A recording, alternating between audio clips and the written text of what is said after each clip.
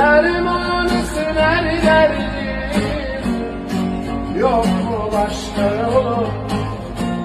Biraz daha gül bari, son bir çarem olur. Uyanmak zor sensiz, gel rüyalara sor.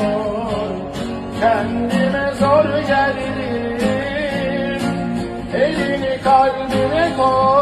Usanmıyor gözlerimin içine bakarken, ciğerim mahvoluyor, hayallerim cehennemin dibine bakarken.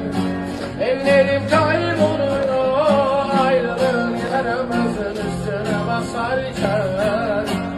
İçine dert oluyor, ben var gönlümde yolunu ararken. Kışımız sert oluyor,